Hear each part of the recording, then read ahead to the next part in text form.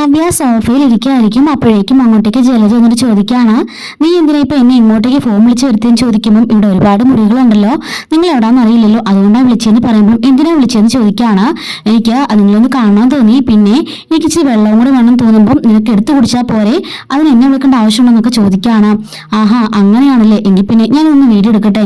Hi friends, ഇതെന്റെ എന്റെ അമ്മയും എന്റെ അമ്മായിമ്മയും എന്റെ ഭർത്താവ് കണ്ടില്ലേ, ഗർഭിണിയായി എനിക്ക് ഒരു ഗ്ലാസ് വെള്ളവും വൈറ്റമിൻ ടാബ്ലറ്റ് പോലും തരില്ല എന്ന് പറയുന്നുണ്ട്. എന്നിട്ട് എന്റെ വൈറ്റമിൻ ടാബ്ലറ്റ് എടുത്ത് തരാൻ പറയുമ്പോഴേക്കും ജലജ പോയിട്ട് എക്സ്പയറി കഴിഞ്ഞ് ഗുളിയായിട്ട് കൊണ്ടിരുന്നത്. ഇത് കണ്ടോ ഗൈസ്, എക്സ്പയറി കഴിഞ്ഞ് ഗുളികയെല്ലാം കൊണ്ടുവന്നിട്ട് എന്റെ കുഞ്ഞിനെ കൊല്ലാൻ നോക്കുകയാണെന്നൊക്കെ പറഞ്ഞ് അവൾ വീഡിയോ എടുക്കുന്നുണ്ട്.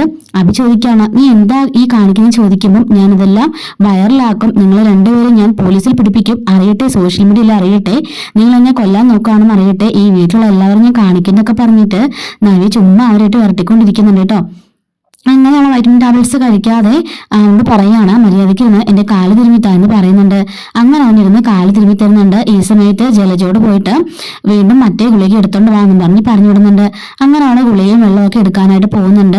അബി ഇങ്ങനെ ഇരുന്ന് കാല് തിരുമാണ്. അബി ഓർക്കാണ്, എന്റെ ഒരു ഗതികേട് നിനക്കിട്ട് ഞാൻ വെച്ചിട്ടുണ്ടടി എന്നൊക്കെ ഇങ്ങനെ മനസ്സിലോർക്കാണ്. ഈ സമയത്ത് ജലജ വന്നിട്ട്, കഴിഞ്ഞ നിന്റെ ആവശ്യങ്ങളൊക്കെ ഞാൻ എന്തായാലും പോവാ, നീ എന്തെങ്കിലും ഉണ്ടെങ്കിൽ മഹാറാണി വിളിച്ചാൽ മതി എന്ന് പറയാണ്. എന്നിട്ട് പറയാനുള്ള ഒരു ആവശ്യമില്ലാതെ എന്നെ ചുമ്മാ കിടന്ന് വിളിച്ചോണ്ടിരിക്കാന്നൊക്കെ പറയുന്നുണ്ട്. നവ്യ പറഞ്ഞിട്ട് ഒരു രക്ഷയില്ലാമേ, ഞാൻ ഗർഭിണിയായിരിക്കുമ്പോൾ എന്നെ പൊന്നു പോലെ നോക്കണമെന്നാണ് മുത്തശ്ശൻ പറഞ്ഞിരിക്കുന്നേ, അത് കേട്ടേ പറ്റുള്ളൂ എന്ന് പറഞ്ഞു. അപ്പോഴേക്കും ജലജ പറയുന്നുണ്ട്, അങ്ങനെയാണെങ്കിൽ നിന്നെ ഇവിടെ പൊന്നുണ്ടാക്കുന്നവരിൽ എല്ലാവരും നിന്നെ പൊന്നുകൊണ്ടൊരു പ്രതിമ ഉണ്ടാക്കി വെക്കാം, അതായിരിക്കും നല്ലതെന്ന് പറയുന്നുണ്ട് കേട്ടോ. പിന്നീട് പൂജാരി വരുന്നത് കാണിക്കുന്നുണ്ട്. അയാള് നോക്കിയിട്ട് പറയാണ്, ഈ വിവാഹത്തിൽ ഒരുപാട് തടസ്സങ്ങൾ കാണുന്നുണ്ട്, അതൊക്കെ നീങ്ങാനായിട്ട് കുറെ പരിഹാര കർമ്മങ്ങളൊക്കെ ചെയ്യേണ്ടതുണ്ട് എന്ന് പറയുന്നുണ്ട്. എന്നിട്ട് പറയുന്നുണ്ട്, കുറച്ച് നെല്ല് എടുത്തോണ്ട് വരാൻ പറയുന്നു. അങ്ങനെ നയന കൊണ്ട് നെല്ല് കൊണ്ട് കൊടുക്കുന്നുണ്ട്. ഈ നെല്ല് പൂജാമുറിയിൽ കൊണ്ടുപോയി വെക്കണം, 2 ദിവസങ്ങളിൽ അതിൽ കിളിപ്പ് കണ്ടില്ല എന്നുണ്ടെങ്കിൽ ഈ വിവാഹം നടത്താതിരിക്കുന്നതാണ് ഉത്തമം എന്ന് കരുതണം, അതല്ല അതില് വിളവ് കണ്ടാല് ഒന്നും ചെയ്യണ്ട, വിവാഹം നടക്കട്ടെ എന്ന് പറയാണ്. അതുപോലെ തന്നെ കുടുംബക്ഷേത്രത്തിൽ പോയിട്ട് കുറച്ച് വഴിപാടുകളും കൂടി നടത്താനുണ്ട്, അതുകൂടി നിങ്ങൾ ചെയ്തിട്ട് വേണം വരാനായിട്ട്. അതും കൂടി ചെയ്തു കഴിഞ്ഞാൽ കുറച്ചൊക്കെ പ്രശ്നങ്ങൾക്ക് പരിഹാരമാണെന്ന് പറയുന്നുണ്ട്. മൂർത്തി പറയാണ്, വിവാഹത്തിലെ തടസ്സങ്ങൾ നീങ്ങാൻ എന്തെങ്കിലും ചെയ്യേണ്ടതുണ്ടോ എന്ന് പറയുമ്പം അമ്പലത്തിലേക്ക് വരുമ്പം ഞാൻ അതെല്ലാം ചെയ്യിപ്പിച്ച് തരാം, അതെല്ലാം പ്രശ്നങ്ങൾക്ക് പരിഹാരം നമുക്ക് ഉണ്ടാക്കാം എന്ന് പറയുന്നുണ്ട്. ആ നെല്ല് കിളുത്തില്ല എന്നുണ്ടെങ്കിൽ പിന്നെ നിങ്ങൾ വിവാഹത്തെക്കുറിച്ച് ചിന്തിക്കാതിരിക്കുന്നതായിരിക്കും നല്ലത്. ഒരുപാട് തടസ്സങ്ങൾ വിവാഹത്തിലും വിവാഹേതര ജീവിതത്തിലും കാണിക്കുന്നുണ്ട് എന്ന് പറയുന്നുണ്ട് കേട്ടോ. അനി ഓർക്കാണ്, ഈശ്വര ആ നെല്ല് കിളുക്കല്ലേ, അങ്ങനെ വിവാഹം മുടങ്ങിപ്പോണേ എന്ന് അനി മനസ്സിൽ കരുതുന്നുണ്ട്. അങ്ങനെ എല്ലാവരും ശരി അന്നേ ദിവസം പൂജയ്ക്ക് പോകാൻ റെഡിയാന്നൊക്കെ പറഞ്ഞിരിപ്പുണ്ട്. പൂജാരിയെ ഞാൻ പറഞ്ഞെല്ലാം ഏൽപ്പിച്ചിട്ടുണ്ട് എന്ന് പറയുന്നുണ്ട്. അങ്ങനെ നയനിനെയും മാതൃഷ്ണയും കാണിക്കുന്നുണ്ട്. അവരും പൂജയ്ക്ക് പോകാൻ വേണ്ടിയിട്ട് റെഡി ആയിട്ടൊക്കെ നിൽക്കുന്നുണ്ട് കേട്ടോ. മുത്തശ്ശൻ ചോദിക്കുകയാണ്, അല്ല ഈ വഴിപാടില് ചെറുക്കനും പെണ്ണും പുതുതായിട്ട് വിവാഹം കഴിക്കാൻ പോകുന്നതിനും പങ്കെടുക്കണമെന്ന് ചോദിക്കുമ്പോൾ വേണം നിശ്ചയം കഴിഞ്ഞാൽ പെണ്ണും ചെക്കനും അവരുടെ മാതാപിതാക്കളും തീർച്ചയായിട്ടും ഈ ഒരു ചടങ്ങിൽ പങ്കെടുക്കണം. അതുപോലെ തന്നെ ഇപ്പൊ ഗർഭിണിയായിരിക്കുന്ന പെൺകുട്ടിയും അവരുടെ ഭർത്താവും മൂത്ത മരുമകളും അവരുടെ ഭർത്താവും തീർച്ചയായും പങ്കെടുക്കണം. കാരണം ഇവിടുത്തെ മൂത്ത മരുമക്കളുടെ മനസ്സിന് വിഷമം കാണുന്നുണ്ട്, അതും ഈ ഒരു കുടുംബത്തിന് ഒരു അപാകതയായിട്ട് പിന്തുടരുന്നുണ്ട്, അതും ഒരു ദോഷം തന്നെയാണ്, അതും തീർക്കണം. അതിന് ഇത് പോയി ചെയ്തേ പറ്റുള്ളൂ എന്ന് പറയുന്നുണ്ട്. രാത്രി ജലജ വീട്ടിൽ മുറിയിൽ നിന്ന് ആലോചിക്കാണ്, എങ്ങനെയെങ്കിലും ആ നെല്ല് കിളിപ്പിക്കരുത്, ഈ കല്യാണം നടക്കുകയും ചെയ്യരുത്, അതിനെന്തെങ്കിലും ഒരു വഴി കണ്ടെത്തണം എന്ന് നമ്മൾ മനസ്സിൽ കരുതുന്നുണ്ട്. എന്നിട്ട് ആലോചിക്കാണ്, ഒരു വഴി കിട്ടി, എന്തായാലും ഈ കല്യാണം അലങ്കോലമാകണം, നടക്കാൻ പാടില്ല. അങ്ങനെ ഇപ്പം ജാനകിയുടെ മകന് മാത്രം വലിയ കൊമ്പത്തെ മോളെ ഒന്നും കിട്ടണ്ട, ഞങ്ങളെ പോലെ തന്നെ ഏതെങ്കിലും ഒരുത്തി അലിഞ്ഞേറി വന്നാൽ മതി എന്ന് ആലോചിക്കാണ്. അങ്ങനെ അവളുടെ മുറിയിൽ നിന്നും ഒരു സ്പ്രേ എടുത്തുകൊണ്ട് നേരെ പൂജാമുറിയിലേക്ക് പോകുന്നുണ്ട്. ഇവള് പൂജാമുറിയിലേക്ക് പോകുന്നത് അനി കാണുന്നുണ്ട് കേട്ടോ. അവൻ വെള്ളം കുടിക്കാനായിട്ട് ഇറങ്ങി വന്നതായിരിക്കും. ഇതെന്താ ജലജാപ്പച്ചി പൂജാമുറിയിലേക്ക് എങ്ങനെയൊന്നും പോവാത്താണല്ലോ, അതും ഈ പാതിരാത്രിയില് എന്ന് ആലോചിച്ചോണ്ട് അനി ജലജയുടെ പിന്നാലെ പോകുന്നുണ്ട് കേട്ടോ. ജലജ നേരെ ആ സ്പ്രേയും കൊണ്ട് പൂജാമുറിയിലേക്ക് കയറാണ്. അങ്ങനെ അവിടെ ഇരുന്ന ആ നെല്ലുണ്ടല്ലോ, പൂജിച്ച നെല്ല്, ആ നെല്ല് കിളിർക്കാതിരിക്കാൻ വേണ്ടിയിട്ട് അതിൽ കൊണ്ട് സ്പ്രേ ചെയ്ത് വെക്കുന്നുണ്ട്. ഇത് പോയി അനി ഒളിഞ്ഞെന്ന് കാണുകയാണ്. എന്നിട്ട് ആലോചിക്കാണ്, ഞാൻ ചെയ്യേണ്ട കാര്യമാണ്, എന്തായാലും അപ്പച്ചി ചെയ്തത് എന്തായാലും നല്ല കാര്യമായി, എന്തായാലും ഇനി അത് കിളിക്കില്ലല്ലോ, ഇവരെ സമ്മതിക്കണം, ഇങ്ങനെ എന്തൊക്കെ കാര്യങ്ങളും കള്ളത്തരം ഇവരുടെ കാണിച്ചു കാണുമല്ലേ എന്നൊക്കെ ഇങ്ങനെ ആലോചിച്ചുകൊണ്ട് അവൻ നിൽക്കുന്നുണ്ട്.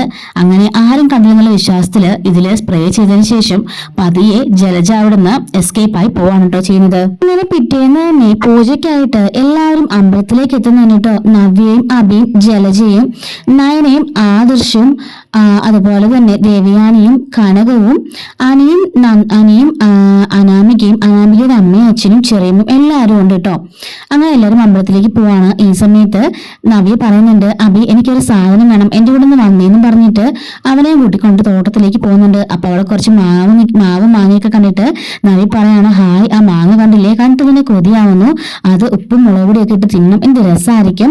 അബി ഒന്ന് കയറി പറിച്ചാന്ന് പറയുമ്പോൾ എനിക്ക് മരം കയറണമെന്നും അറിയില്ലെന്ന് പറയുമ്പോൾ നീ പണ്ട് എനിക്ക് വേണ്ടി തെങ്ങ വേണം കയറാറുന്നല്ലോ, ഇപ്പൊ എന്താ പറ്റിയ, ഒന്ന് കയറി പറിച്ചത് അബി എന്നൊക്കെ പറഞ്ഞിട്ട് അവൾ അവനെ കൊണ്ട് മരത്തെ കയറിക്കുന്നു കേട്ടോ.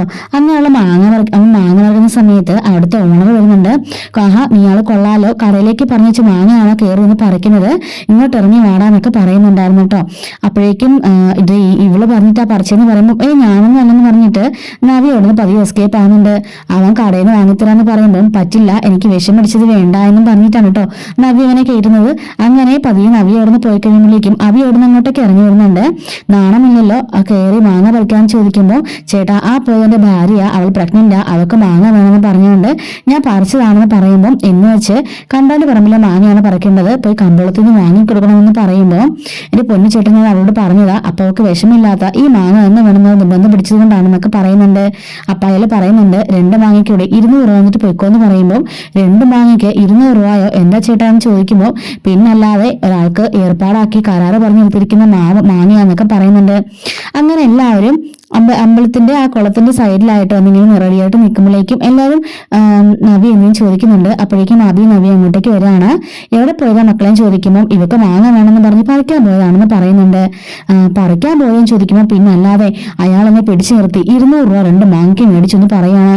അപ്പോഴേക്കും കനകം പറയുന്നുണ്ട്, അതൊന്നും സാരില്ല മോനെ, ഗർഭിണിയാണെന്ന് പെൺകുട്ടി ചോദിച്ചാൽ എന്ത് വല്ലതും മേടിച്ചു കൊടുക്കണമെന്നാ പറയുന്നതെന്നൊക്കെ പറയുമ്പോഴേക്കും ജലജ പറയാണ്, നിങ്ങൾക്ക് അങ്ങനെ പറഞ്ഞാൽ മതി, കാശ് പോകുന്നത് എന്റെ മോന്റെ അല്ലേ എന്നൊക്കെ പറയുന്നുണ്ട് കേട്ടോ.